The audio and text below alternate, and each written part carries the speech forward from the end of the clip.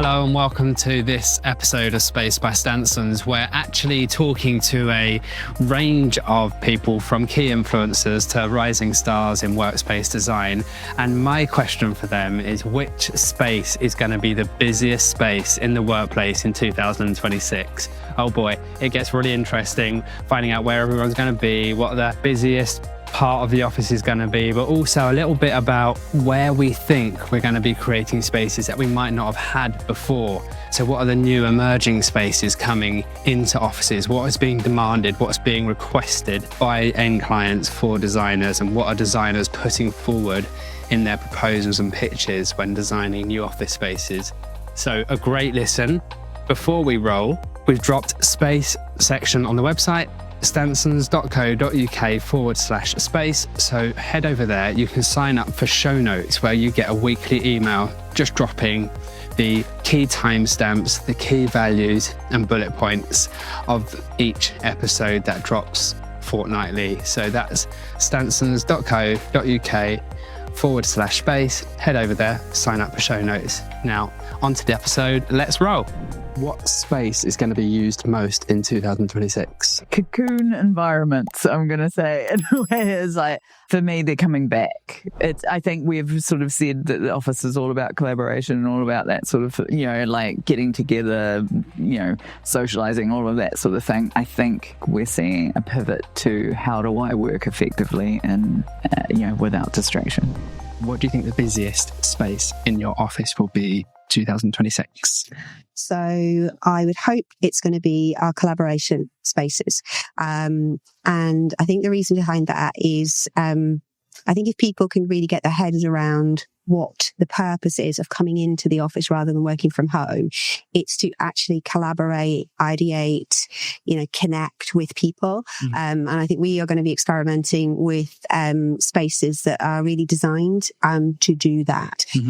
So different kind of spaces, different furniture setups, different mixes, but really trying to encourage people to, shape their day in the office around that connection. Don't just come into the office and sit there and do the Teams calls that you could have done at home.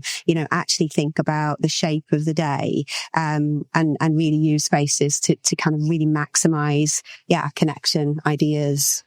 That's what I would love to see as being the next sort of space.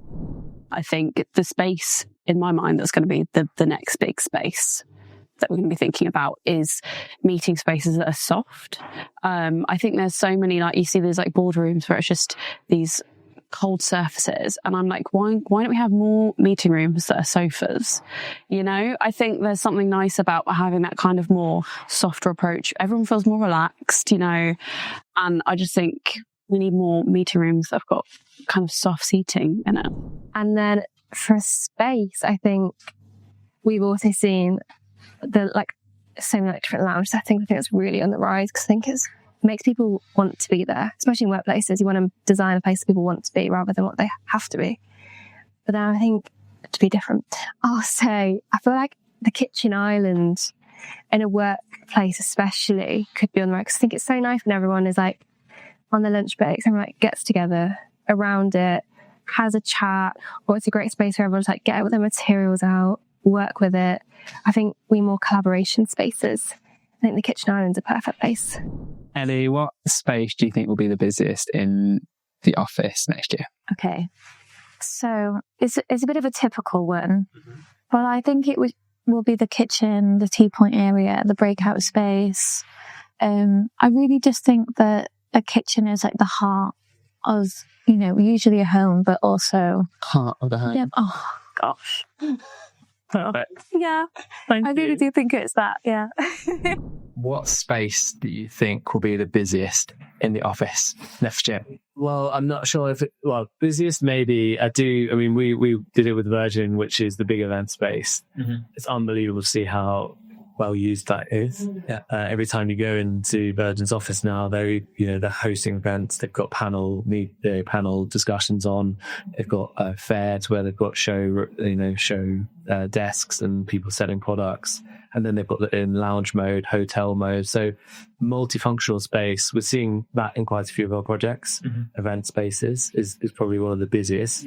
But a really interesting space we're looking at for one recent project is actually almost pitch pods or Zoom rooms. So I know that obviously everyone has those kind of glass pods which they can take meetings in. But an interesting point which one of our clients made recently is they hate that kind of generic zoo or Teams background, which is just the aesthetic, which is like a green screen. And actually they really wanted that brand consistency in what people are seeing behind them. And if they are doing a pitch or a big presentation which requires a few of them remotely, then where can they go to have a consistent space that 3 of them or 4 of them can all interact with the screen separately, but at the same time have some consistency in the style.